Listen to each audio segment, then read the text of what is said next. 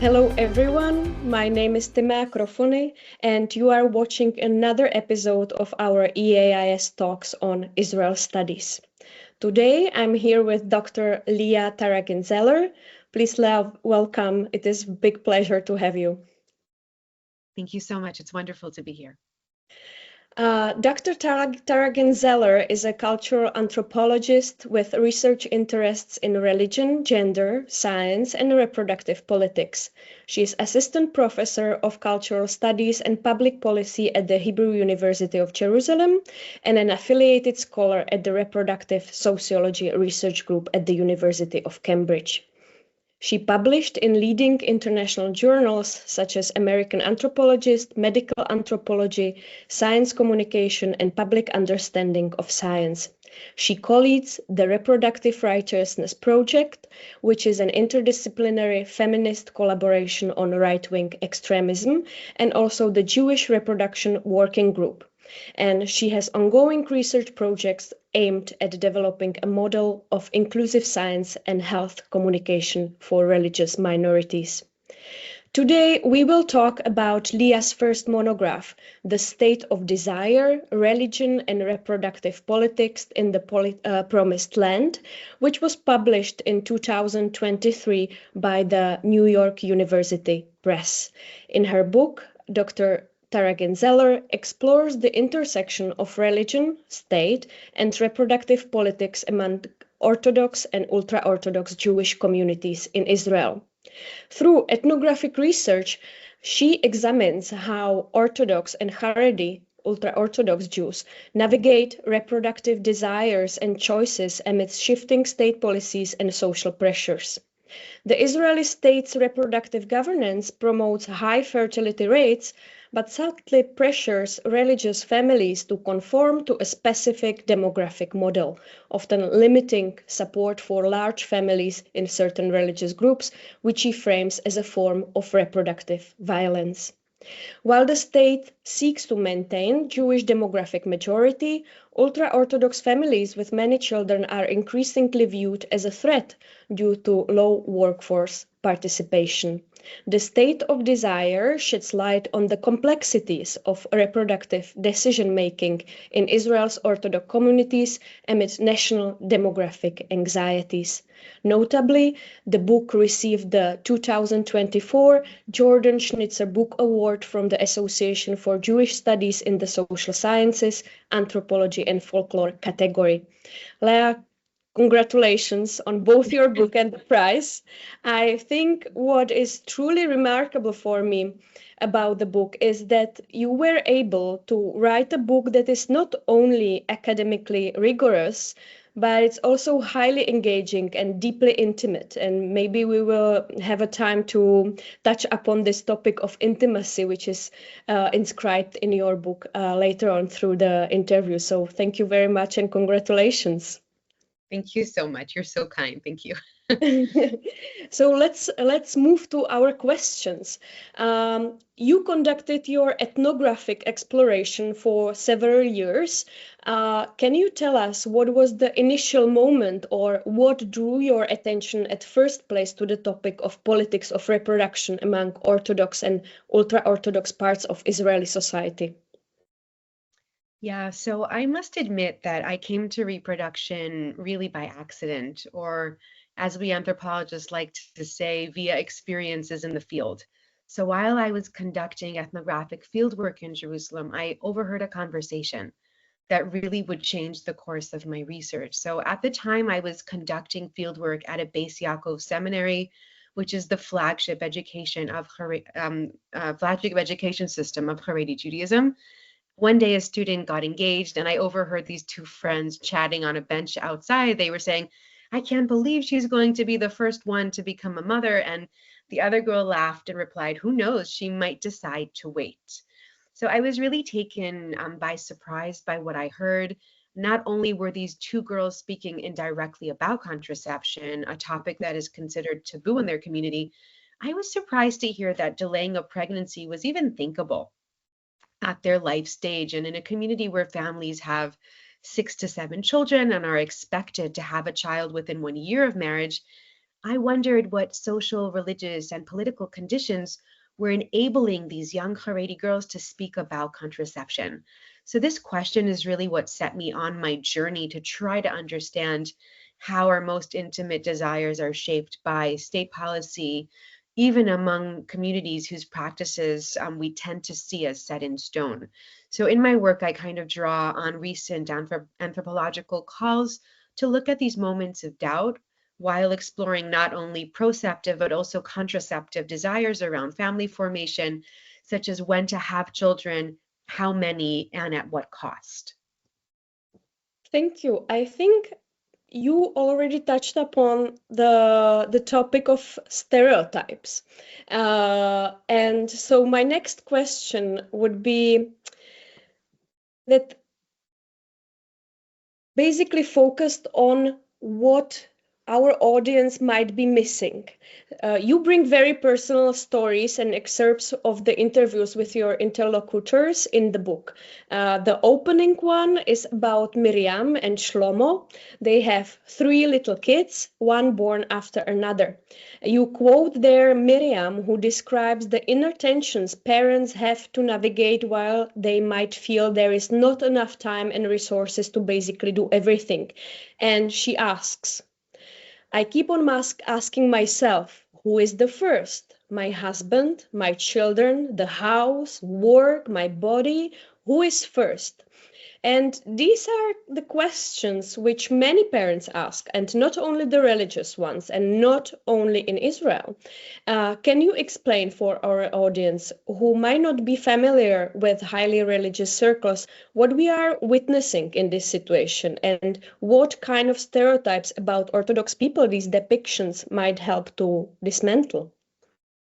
Thanks. So, large families are really often considered one of the enduring commitments of kind of Jewish families, especially among Haredim and especially in Israel. Most couples, as I mentioned earlier, are expected to have a child within 1 year of their marriage and would typically consider any other outcome as a failure. But as I kind of shared before, when I was sitting on that bench and listening to those young teenagers talk, I realized that this might be changing, and that was really big news. But I have to say, and this is especially to the younger listeners that we might have, that when I began this project in 2011, my colleagues constantly laughed at me. They said, contraception among Haredi Jews, you're going to write the shortest book ever. So this is to the people who say that they're working on things that no one cares about. So please keep on whatever it is. Anyway, but this remark reflected a really common notion that I admit I too also once shared, that ultra-Orthodox Jews always have lots of children and that this was something that could not change. When people laughed at me, I also feel like they were reflecting a very dominant discourse and a social judgment. That while kind of normal people plan their families properly, religious Jews have very irresponsibly large families. And this judgment was directly linked to an assumption about reproduction, about Haredim and or other types of Orthodox groups who are said to be kind of blindly committed to procreation, or what we would call pu uvu. But after I heard that conversation, I realized that in this book, I did not only want to kind of document family planning practices, I also realized that I wanted to unravel this assumption about Haredim and large families, and I wanted to develop a better understanding of a mission that is not stuck in time. I wanted to position this ideal as located in a particular place and a particular time and in a particular pronatalist policy. So I really wanted to historicize the ideal of the large Jewish family and contextualize this moment, as well as highlight the ways these ideals can change. And of course, reproduction and decisions about the families, it's necessarily highly gendered issue. You speak in your book about so-called womb wars, sorry, and stratified reproduction in Israel. Can you tell us more about the gender aspects of the issue and how that affects women's bodies as a site of a contestation? Yeah, thank you for that. So I want to start by being really clear about the fact that reproduction in Israel has always been political. Even before the state of Israel was formally established, Jews in Mandatory Palestine were really fixated on what you said, and I speak about in the book as womb wars, which is a really interesting sphere where individual and collective survival were really conflated. So, since the establishment of the state in 1948, Israel has maintained a strong infrastructure encouraging procreation, and this desire to increase the population is rooted in both the experience of the Holocaust as well as concerns about maintaining the Jewish nature of the state. So, to secure a Jewish majority in Israel Palestine, state interventions in private life were focused on the production of Jewish babies to win a demographic battle, which of course takes a much larger toll on women's bodies. So today, however, in the book, I argue that there's a newly perceived demographic threat that must be governed by the Jewish state. And since the 1990s, growing national concerns have shifted from a fixation on kind of Jewish Arab head counting to nationhood struggles over the future face of the Jewish state. So currently, ultra-Orthodox Jews have on average double the number of children than those had by Israel's non-religious Jewish population, and they are making up an increasing proportion of Israeli population. Demographic forecasts show that by 2065, Haredi Jews will become a third of Israel's population. And for many, the urgent demographic threat has now become how to manage this Haredi sector. So really alongside, at this moment in time, it's kind of hard to think about violence in terms of reproductive violence, but Israel today is navigating internal struggles over what kind of Jewish state it wants to be, a debate that is playing out through tensions over reproduction. So in response, Israeli policymakers have attempted to really manage the rapid increase in the ultra-Orthodox population, including steep cutbacks in child benefits. So these kind of cutbacks were introduced at the beginning of the 21st century. 2003 was very much known at the time. Then Minister of Finance Benjamin Netanyahu led a capitalist reform in Israel's economic system. And what is fascinating is that his official position as part of reducing child allowances, as he put it in 2003, and I'm quoting here, was to stop people from thinking that making children is work. So in my book, I look at this moment and I use a concept by feminist anthropologists Elizabeth Roberts and Lynn Morgan called reproductive governance, which refers to the mechanisms through which different legislation, economic inducements, and moral discourse, I'm quoting here, produce, monitor, and control reproductive behaviors and populations. So in my work, I'm really interested in the ways moral regimes in the context of reproduction take shape through diverse sexual behaviors and identities, family formations, gender division of labor, religious and spiritual commitments, and idealized forms of social reproduction. And just to be clear, population control policies always mirror and produce ideological guideposts for what families should look like. So even though we think about kind of China as producing a specific radical ideology and their famous one family policy, population control always offers these guideposts, which are very much linked to gendered social structures. Yeah. And I think that it's important to mention in this particular moment that we are, or you are not talking only about women's bodies, even though that's the side where it's pronounced with heightened urgency, but that you did your interviews with couples, which I really enjoyed, because sometimes feminism is almost falsely accused of being blind towards men, but of course patriarchy affects men as well, even though maybe through different ways than women. And it's actually the feminist scholarship which showed how men suffer under the continual achievement of the ideal forms of masculinity. For you, what surprised you in the interviews with men, and how open were highly religious men to talk to you? Yeah, I really appreciate this question.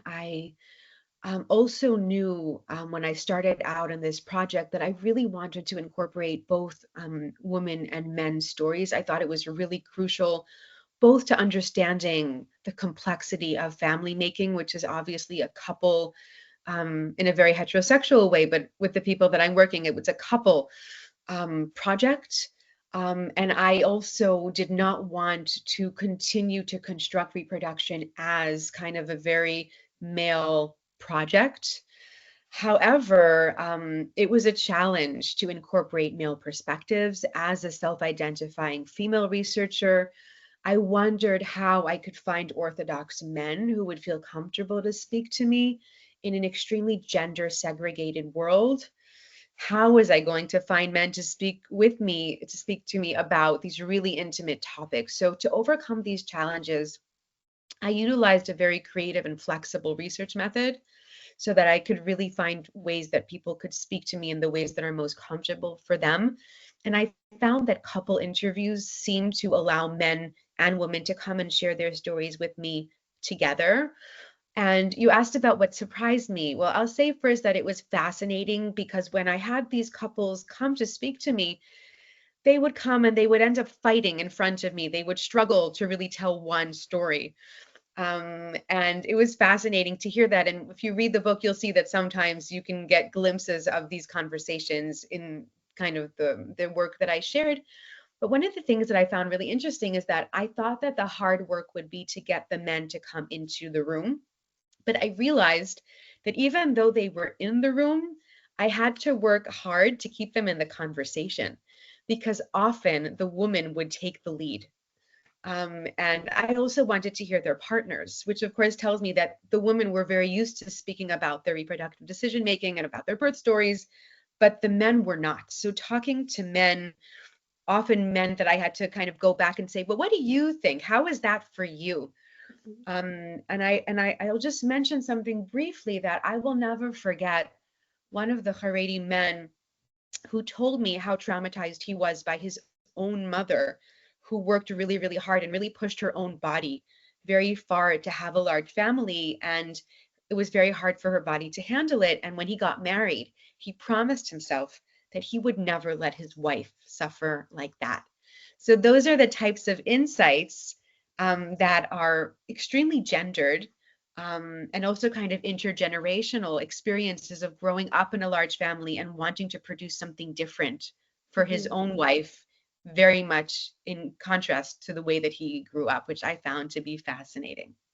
Definitely, definitely. And thank you for sharing this with us. Um, Now, maybe we can move a bit to a slightly personal side of the research, and but you openly claim it in the section of on positionality in your book. So, as both an insider, you as an observant Jewish woman, and an outsider, a scholar, how did you handle any tensions that might arise between your academic interpretations, your own beliefs or expectations of the Orthodox community, and maybe if you consulted your findings afterwards with people you did the interviews with? Yeah. So anthropologists really come from a tradition that takes our positionality really seriously, and we tend to be very upfront about it. Our positionality affects the topics that we pick. It affects the questions that we ask, and it also shapes the analysis and the theories we engage with and develop. So in the book, I'm very clear about my positionality, and I will say briefly that people are always interested in kind of the Jewish and observant aspects, but for me, the most important thing is that I'm actually married, and I think that that was my big ticket into having these conversations, because at the end you need people to bring you into their lives. I will say though that kind of the complexity of being a Jewish ethnographer studying Jews has been heavily discussed, though Jewish ethnographers still tend to be predominantly secular. So while I do position myself in the kind of liberal parts of Orthodox Judaism, being an observant Jew mattered to me and to my interlocutors. And on the one hand, it made me, I guess, easier for me to get them.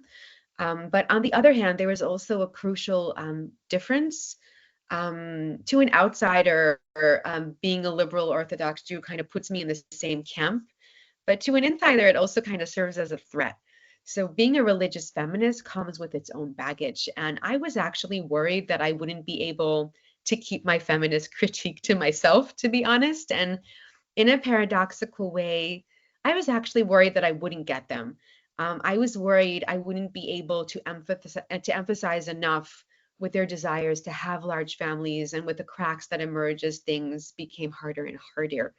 And while I do admit that I was not fully able to understand the desire to have such large families, ethnographic empathy, I think, grew as they shared their painful stories with me.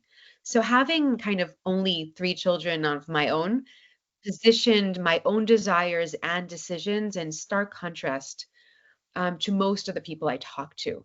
But after a while, I realized that while I didn't always emphasize with their desires, I came to understand their pain. And I think that that is one of the immense gifts of ethnography, really. Definitely, definitely. And when we speak about decisions and desires, I have to ask you about the concept you use, ethical choreography, which I think it really tells a lot. I find it as a brilliant metaphor. Could you say something more about it, about this concept of yours for our audience? Yeah, I also love the concept, and I did not come up with it for the first time. So I'll say this. So as growing economic and social and bodily difficulties really push parents to rethink their own reproductive practices, I realized that parents needed to find a way to kind of balance diverging desires and reproductive theologies. So in the book, I use the concept ethical choreographies to describe this very delicate coordination between the desires of the self, community mores, and economic and vocational factors. So this concept really builds on Sharis Thompson's work. It takes a little bit of new meanings though, because Sharis Thompson focused on the coordination processes of elements that are generally considered parts of different ontological orders. But in the book, I developed this concept to capture how reproductive desires are coordinated together to make an ethical life, both metaphorically and, of course, biologically. So I use the word choreography to capture the ways these dynamics blend a very fixed set of movements, but also leaves space for individualized performances of prescribed commandments and social expectations. This also hints to, I think, a very kind of circular movement that captures the temporality of ethical choreographies. So basically, as couples depart from kind of the straight and prescribed paths, new horizons become possible for their own life, but not without risk, because the commandment to have children is not only about being a vessel to God's desire to populate the world and kind of straying away from a clear path of Pu'uvu, the first commandment requiring Jews to multiply, comes with a burden that has historically been compared to shedding blood. So, as Orthodox couples reorient their desires, they risk individual and collective promises of redemption. So, even though straying from this path, this very clear path, is risky, the men and women I spoke with found ways to cultivate new desires. They found a kosher language to voice their debates. They went to speak to their rabbis, who served as ethical compasses during a time of uncertainty. They crafted unique modes of reproductive decision making and creatively engaged with modern contraception. So, torn between conflicting desires, they crafted particular ethical choreographies through which technical, scientific, gender, political, financial, as well as theological sensitivities are all coordinated. So I hope that's helpful in trying Mhm, to explain why I came up with choreography as kind of a way to think about this really delicate dance. mhm. When you speak about choreography, conflicting desires, these inner tensions, I have to ask, to what extent do you think maybe certain type of, let's say, secularization or a shift in traditional values is happening in these communities, or is it rather just strategic adaptations? When we put it differently, how does reproductive governance change the religious communities on the level of their identity? Do you foresee lasting changes in family structures when you speak about new horizons? Could there be an unintended consequence of these shifts, such as changes in gender roles or community cohesion? Yeah, so there has definitely been a lot of different changes that have shaped the new formations that I describe in the book. Though I must say, people often ask me about the future, and I do hesitate um, because I think that ethnography is really focused on the current, on the present experiences, and so much can happen that I hesitate to say what I imagine will happen. But I will say that with an eye to the larger kind of historical stakes of intervening in personal life, I'm very anxious about state attempts to control, shape, or manage population in Israel and elsewhere. Um, and I'll also say that at this particular moment in time, when I think about the future and I think about the merge and blending between religion and reproductive politics, it's important for me to say that religion is often sidelined in studies of reproductive politics. And part of the argument that I push for in the book is that religion really matters in the study of the state. So the recent overturn of Roe versus Wade in the Supreme Court really offers a clear reminder of how religion and the state cannot be separated, especially in the context of reproduction. And in this particular ethnography, which looks at contraception, of course, and not really abortion, but I show how demographic forecasts bring forward very invasive models of state violence, which affects the most basic desires of citizens. But it also reveals how people dare to walk unconventional paths, even in the most traditional settings. So, amid these shifting modes of reproductive governance, I've really seen how creative people become as they navigate this kind of delicate balance between state policy and individual desire, really an ethical choreography that we all dance in different ways. And I am really curious to see where this will lead us, especially in a post-October 7th world where these inner Jewish tensions have really taken a new face. I'm very curious to see what the future holds for us. Mhm. I think that this is the question a lot of people ask currently. So maybe let's talk about the personal aspect of the research, which might be more, let's say, optimistic. And as a fellow anthropologist, of course, I'm always very curious about how your research changed you, if anyhow. Could you track any changes in your own perceptions, life, ways of life? Thank you. You know, it's funny. Fellow anthropologists tend to ask me this question, but also some of the people that I spend a lot of time with would ask me, "So spending so much time with us, does it change you?" Honest answer is that it always changes me, and it changes me on many, many, many different levels. But I thought that I would maybe just say something as a mother, how it's changed me a little bit, and I have interviewed families that have so many different lifestyles, so many different amounts of children living in different settings, different vocations, different socioeconomic. And I think that one of the things that I really came away with is that the size of the family really doesn't matter. And I'll give you a little example. I really recall interviewing a Haredi woman with 7 children, I think, who told me that she goes for a walk with her oldest child every Friday before they light candles. I remember listening to her and thinking, oh my God, I'm so jealous. I could never imagine myself pre-Shabbat having time to go for a walk. And I bring that as a small example to say that before the research, I might have been more judgmental of what parenting looks like in families that are much larger than the ones that I'm used to. But it really taught me that it has nothing to do with the number of children that one has, that what makes a family, work or not. And I met a lot of really inspiring people. And I also met people who were really struggling with a lot of difficulties. So somewhere between both of those. And it had nothing to do with the amount of kids that they had, which was a really interesting insight for me as a mother myself. I see. I see. Thank you for sharing this personal reflection. And maybe to conclude our interview, I'm very curious, what are you working on currently? What can we be looking forward to read? Thank you. So I am currently working on a new research project funded by the Israel Science Foundation. And it's an ethnographic study of Haredi medical askanim, which I would translate as kind of self-ascribed community experts.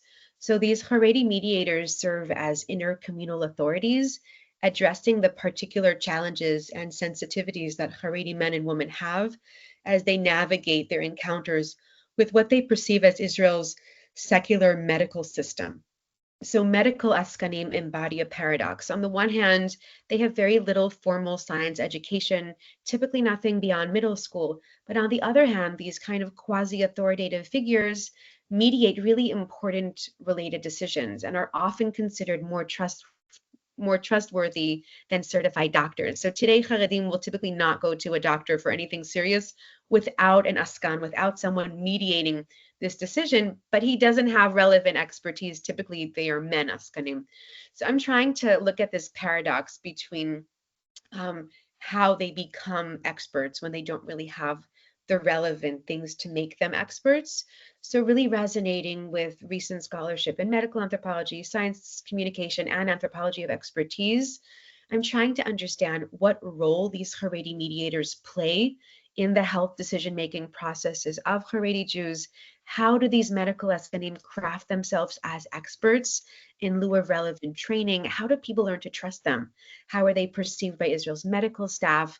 And what can these dynamics teach us about the cultural authority of health as it is developed outside kind of the aspect of the medical profession? So that's what I'm working on now, and I anticipate that it will be the topic of my new book, trying to kind of advance conversations that are related to this nexus of knowledge, expertise, and authority. So I hope that will be the next one. Wow, fascinating. Fingers crossed for your work and thank you for bringing such diverse perspectives, which are not necessarily usually covered by the dominant academic discourse. Thank you very much, Lea, for our interview today. It was a pleasure. Pleasure was mine. Thank you so much. Goodbye, everyone, and thank you for joining us today and for meeting you all through our EAIS talks on Israel studies. See you next time.